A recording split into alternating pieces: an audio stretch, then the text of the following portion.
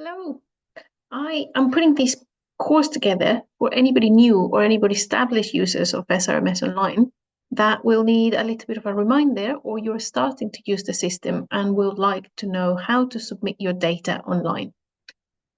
So first of all, you will be having to arrange having an SRMS Online account. And by this time, you will have it set up and hopefully you would have been given a login username and you would choose your password. So there's two ways to get into the system. One is directly through the SRMS Online link, which is not the easiest thing to remember by heart, but you can copy it and keep it on your computer memory if you want to do it like that. Otherwise, you can go into the SRMS website and there is at the top right corner a green button that allows you to go directly into the SRMS Online system. So if you put your username, and I remember my password, we can hopefully get in. So this is what you're going to find when you get into your platform. And the main thing at the beginning to make a point about is up on here, you're going to find your name if you are an independent data contributor. And if you are attached to a Raptor study group, then you will have on here an option to change platforms. These would be at the very top, my independent default way to submit data. And because I belong to the Loading and Borders branch, then I have different species in which I have to submit my data for each of them. So don't worry too much about this. I will show you how to deal with this in later episodes. But for now, let's just go into the home. I will operate as myself, which means I will be doing it as an independent data contributor.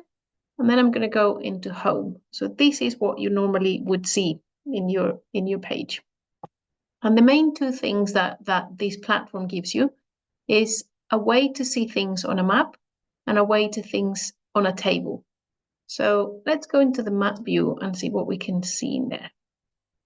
This is your map of Scotland.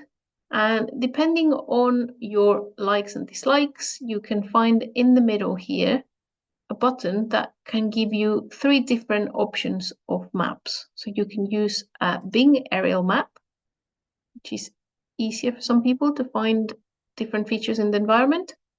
You can find an OpenStreetMap, which if you're looking for a town, it's obviously a lot easier. And you can also find the Ordnance Survey map. And whichever you leave on before closing up your system will be the one that will appear next time. So if you leave it on the one that you normally use, then that will be, let's say, your default, but you can always go and change it. Now, if we scroll down the page and we go down here, we can see that it gives us the scale. And amongst other things, also, you can change in your map things that you want to see. So if you go into toggle features, you will be able to see that there are other things to tick or untick.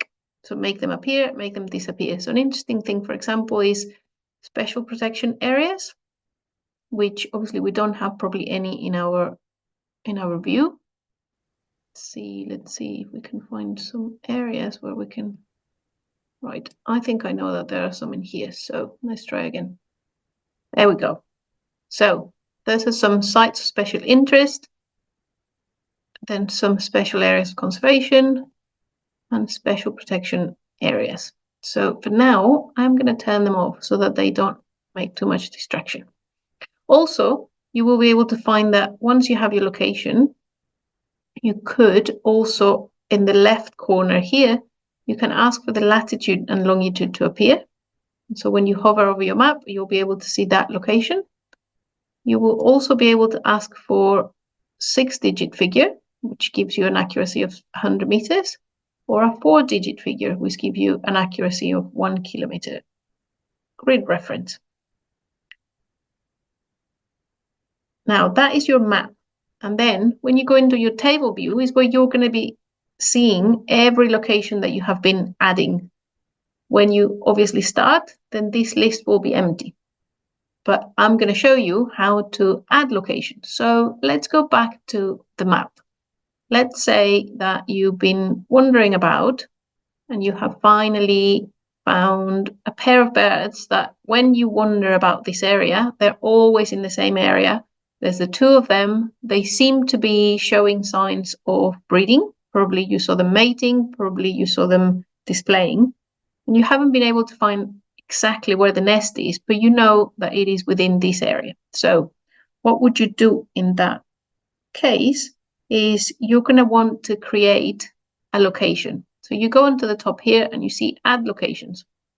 And you can see that at the bottom you see observation site. So an observation site is something that you can use when you're still not really sure about where the exact place of a nest is.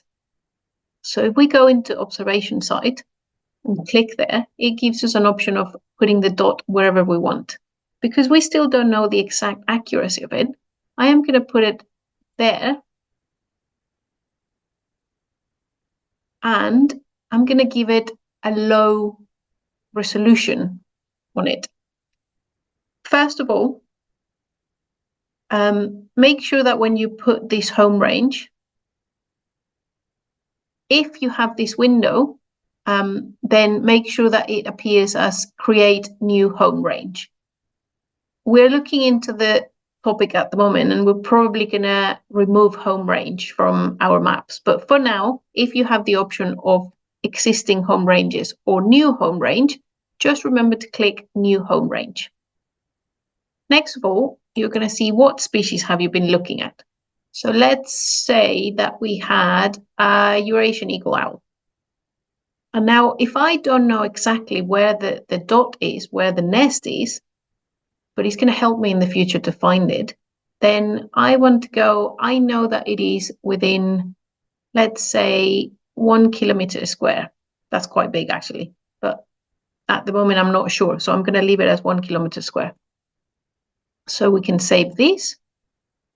And then it's going to give us an option of a lot of details that we can add about that nest. So we want to know, first of all, what name are we going to give it? So we are going to call it eagle owl, and the zone, I'm going to call it Cobbin Shore Reservoir just because we are there. We're near there. So this is something that's going to help you in the future remember where your site is. When you see the list of loads of places that you're going to do, then you can put a name that you're going to remember.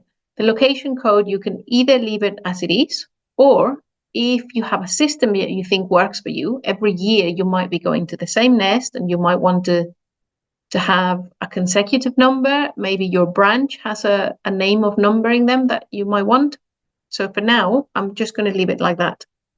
And obviously your grid reference, it automatically tells you what area it is in. And then I'm going to want to say what primary habitat it is. So at the moment, we can see that it is a plantation. And it's actually a young commercial plantation. After that, we can go into observation site, name and code. So you can see our name comes in here. I don't actually have anything extra to say, but you can write notes in here. For example, if you know that the site is going to be felled or something like that, you can put it in there to remind yourself. Spatial details automatically come up. And then if you work in collaboration with somebody and at some point somebody goes and checks your nest, you would be wanting for them to be able to see these on a map themselves on their account. So in here, you can go into share location and you can either share it with selected members that are already registered in SRMS Online, or if you're part of a branch and you decide that you want to share it with everybody else that monitors eagle owls, then you can put in here, select with all group members, okay? And then your habitat. This is a useful thing to have when it comes to, let's say that the commercial plantation is surrounded by agricultural land or farmland. Let's just put for now. And a useful thing to know is Is it managed? Is it not? We don't think that this one is managed for now. And so we're going to leave it like that. So we don't forget to save your changes. And now you have a description of your area. Now this appears as a square, a large square, because we said to the system that we didn't know the accurate dot where the location was. But later on, and we want to add visit to our site. We want to add information of what we saw. So if we go back to our table view, we can just ignore everything that I already have in there. And if we go at the bottom, we will see the new location that we just added, which is Eagle Owl Cobbenshaw. So if we say add visit data, then that's going to take us into a new window where there's a lot of information for our site. And this is called our log. We're going to have a log per year. And each year, this log is going to be taken into the historical data and stored in there. But for the year, you can have in here as many entries as you want. Every time that you visit the same site, you will enter a location in here. And so because you're going to be coming several times into it, there's things that you probably want to leave as default. So in here at the top, it specifies what species are you watching. And for now, I am again going to say to you, don't worry too much about the home range because we might be getting rid of this soon. But look at your defaults, the next tab, and you can see in here initials. What it means is the initials of the person that is going to be looking at the site. And if this is going to be yourself most of the times or all the time, then automatically when you open your account, your initials will come down here. If you monitor this with somebody else and you have added their name to your account, then their initials will also appear here. But if the majority of these visits are going to be made by me, then I am going to choose in here my initials as a default. And I know that this place, I watch it from the distance because I cannot get to the tree. Let's say that is on a horrible cliff that I can't get close. So I observe it from the distance, and this is the place where I can see it from. So I can choose that as a default if I want. Then we can go down here to our log and say, okay, I have been there 2 days ago. And I went there on Saturday, and it was 10 in the morning. This is who watched the nest. This is how I watched it. And the location, it's already there, it's automatic. Okay, so don't need to do anything about it. Occupancy means who did I see around there? Well, I saw one individual, but I don't know if it was male or a female. I couldn't really tell the age. So I'm going to put it for now as unaged. And then the status codes give you a really big list of things that you might have seen. They are organized by season, in order of the season. So at the beginning, when you start going to a place, you may be able to see things about the territory. Is the territory occupied? Are there any signs that the birds are there? Are they making it ready for breeding? And later on, as you scroll down the list, you will find things that show you how the nest is going, for example, if they're building it, if they're half built, if it's complete. And then later on, when you think that they are breeding, then you see things about the parents. Are they displaying? Are they mating? Are they showing any more signs of getting ready? And then you can see eggs, you can see young, and all of those things can appear up here if you know the codes. I mean, there's 2 letters for each one. There's a lot to remember, so I don't expect you to remember letters. However, there's a very useful thing. You can start typing young, for example, and as soon as I put a Y, I start getting anything that contains that word. If I put eggs, for example, I can put an E, and anything that contains the word eggs will come up. Adult, I will have adults in there. So with these, if you don't want to scroll through all of them, this is a way to, once you start getting more familiar with them, to just type something quickly. Look, let's imagine we just went 2 days ago and we saw that we think that the territory is occupied because we saw some green, oh no, sorry, we don't still know the nest. So let's say that at the moment we saw the birds wandering about. So at the moment it's going to be birds on territory.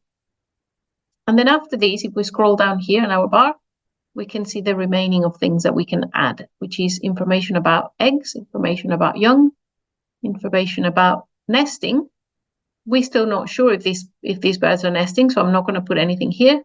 And if we were at the nest, then it's useful to put the time that we spend it there. The system doesn't allow us to because it knows from observation by distance that we haven't been to the nest and that we're just wondering about it. Also, if you see this little square here with a notepad, if you click on it, then it allows us to write comments in here. So anything that you want to remember, anything that you saw that might not be on the status codes, you can add it in here and save. And once, let's do it again. Once one adult seen from far away. Once you save it, then this little square turns blue, and so you know that you have notes in there. If you want to erase your record, you just go into the red bin and you can erase it. So at the end of having done that, you just have to say save visit log. Now you have a log. So now we have one record in there. So if we want to now go and find out how does that appears on the computer, we can go back to either table view, which, like we have said, is at the bottom of the list, and we see it in here. And we can see location code. We can see the name that we gave it, the grid reference that it is in. For now, like I said, don't worry too much about the home range. You can see the species, what county it falls into, and how did you look at it. And at the moment, it's an observation site. Okay, this is the description of a habitat, and this is who at the moment can see it. Nothing appears here because by default, it is me who is doing it. So it's only me that will be able to do it, and that's why my name does not appear in there. Now, let's imagine that, let's go back to the map. Sorry, to go back to the map, there are two ways. You can either click at the top or directly come from your site. You can say in here, options, show on the map, and it's going to take you to that exact dot, or that exact square in this case, and you have it there. And from here, you also have the window that allows you to add visit data or access other information from that data. At the moment, our historic data from this button is not working yet, but you can actually access reports, which is historical data from any of your sites, into the buttons up here. We'll go there in a minute. So let's imagine that this is my second visit to the site. And now I have actually figured out where the exact nest is. What I can do is I can go back to this site and I can say change location type. And so now I'm going to say, I know that this is a nest. And the nest is exactly, so I'm going to say, yes, it is a nest site. And it will ask me to review exactly where it is. So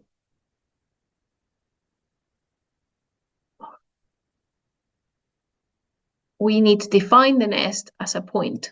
So we need to go in here, click, and I'm going to say the nest is exactly there.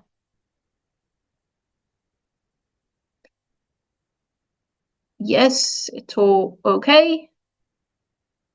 And now we have a little dot in there that is a nest. So if we go back into add visit data, we're going to have the record from the last visit, which was in here, and it was still an observation site. And we can see in here that now automatically is coming as observation from distance and my name in there. if I want to change these, I can still do it. However, this was, let's say, today. So we went in today and it was earlier in the morning and it was still me and it was still from distance. This time we saw the pair sitting next to the nest. So let's imagine that they were unaged. We saw the two of them, and status, they were birds on territory, okay? Or can we use something for the nest? Well, the nest was empty, so we can put several codes. So we can say birds were on territory, and also the nest appears empty because we saw it from far away and we saw that the nest is now lined and ready to go, but there's nothing in there. Okay, so we can put those two. And then we don't have anything else to say, so we're gonna save our visit log. And you can do these things as you go in the season. I find it easier to just come from the field and add them, or you can have all these on your field book and at the end of the season add all your visits and finish your log. At the end of the season, when this is finalized, and hopefully you will have some information on eggs and young and how many times did they attempted nesting, then you will be able to automatically, the system will look at all the codes that you have and see that there were signs of nests, signs of eggs, there were some young, they managed to fledge, and this outcome up here will change to either successful or failed. At the moment, as far as it is, it can tell that there is something, the territory is occupied. So for now, we're going to leave it like that. So let's go back to home. So let's go back into table view. I am going to show you how you can now share this location with somebody. So let's go back into your place, which is view, edit details. And as we said before, when you go into share location, if you're working as part of the Raptor study group and you have already been given access to an account for a specific species, in this case, the eagle owl account, and you have clicked this button, then everybody that monitors eagle owls will be able to see it. However, if you were wanting to share it as an independent person with somebody else, then go into select group members. And if you click in here, at the moment, we don't have anything, okay? So the way to add people in here, I'm going to show you. Oh, apparently we don't have a nest type. These happen because we didn't record the nest as a nest originally, but instead we did it as an observation site. In order to record details about your nest, go into the main tab and click nest site type. So let's imagine that our nest was an old build nest. Okay, save changes. And then I'm going to show you how to add somebody. So if you go into my contributors at the top and click on there, you're going to have to do things in 2 steps. Always need to do the 2 of them. If you go into observer list, you can see the people that have names in here. And these people are the ones that are going to pop up when you are entering your log and we click on initials. The initials of the people that you have registered here are the people that are going to come up there, okay? And the other thing is this is observer list. The other thing that you can control through my contributors is manage permissions. And manage permissions is exactly what I was showing you now, which is who am I going to be able to share my nest with. So first of all, I want to put the person in here, and I am going to add a new observer. Then you click in here. And normally we say the initials, the standard for SRMS is to use the 2 first letters of their name and the 2 first letters of the surname. And the schema observer code is always the name of the person, underscore, and their surname.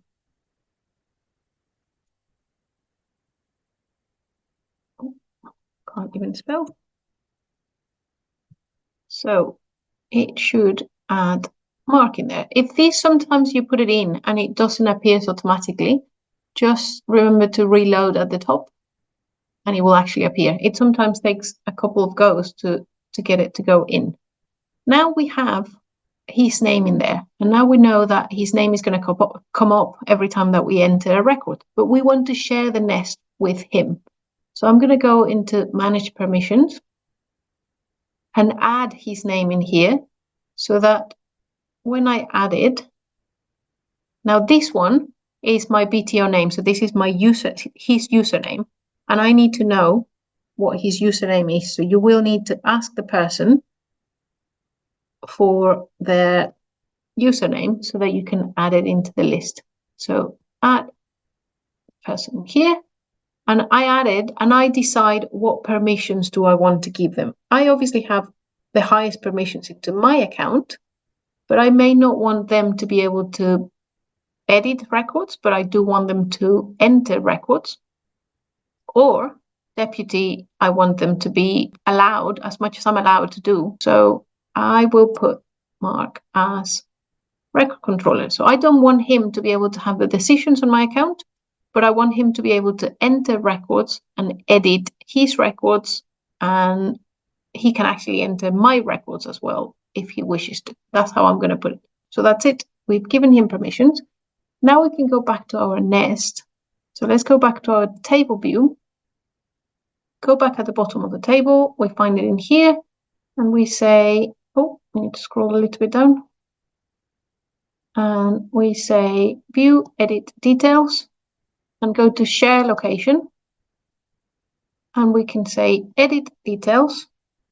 And we have it already as selected group members. And in here, we should know how now have his name. So I can click it and I can say, I want you to share it with Mark.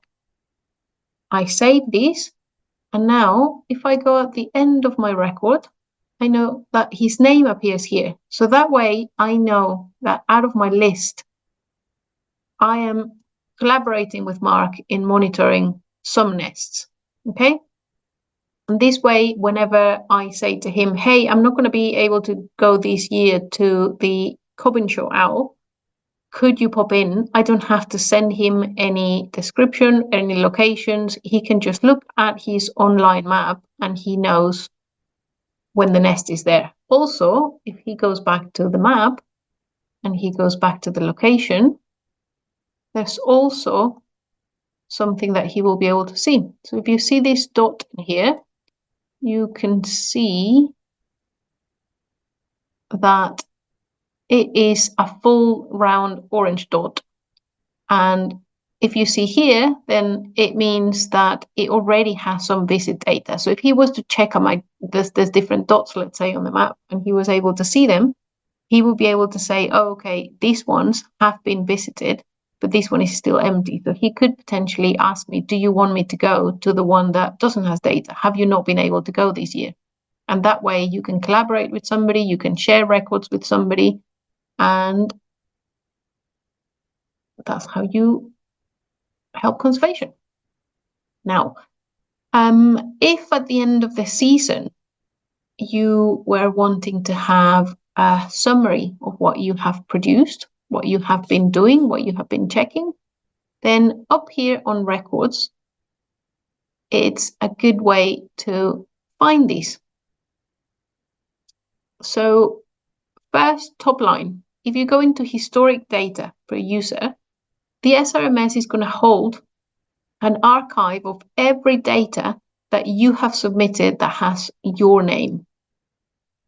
And if you click run, it will be able to pull it out. This is historic records. So if we click now, it's not going to give us anything because we have just entered our Eagle Owl. But next year, if we click on it, then it will give us all the records from this year from our Eagle Owl.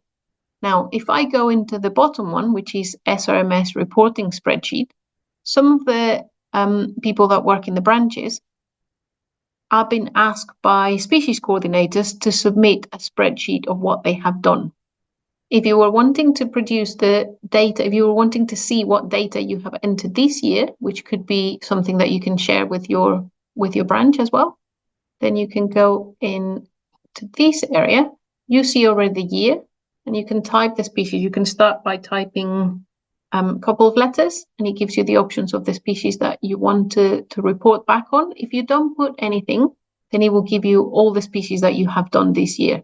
The easiest thing to do, the quickest thing to do, is to export it as a CSV, and then you say run report, and it will produce everything that you have done for this year. It takes a little bit of time, but it will appear on your downloaded files, and from there you can open it on an Excel sheet and you can send it to somebody if that is what you want to do. We normally recommend that if you're going to send things online, for protection, you protect your file, password protect your Excel file, because some of those are obviously going to have locations and you might not want these wandering around in the web. So this is what you get, and I'm just going to put it like that, and I'm going to show you how it looks. So at the moment, this is the file that we have, and this is how it would look. And so you can have, this is the one that we have entered, which is so far everything that we have entered in here. And it says the species, the area where it is, the site code, your grid reference, your visit, when were your visits done, and you can find in here at the end what is the outcome. Not yet, because we haven't finished the season. So that is how you can produce a report. So this is the basic things that you can start doing on your platform when you start entering data. And I hope that this is going to give you a very general idea of how to use your system. There are other videos on the website that can help you with specific things if you get stuck. So that might be another option, that you can go and visit them to find specific points about how to do this. I hope this is helpful. See ya.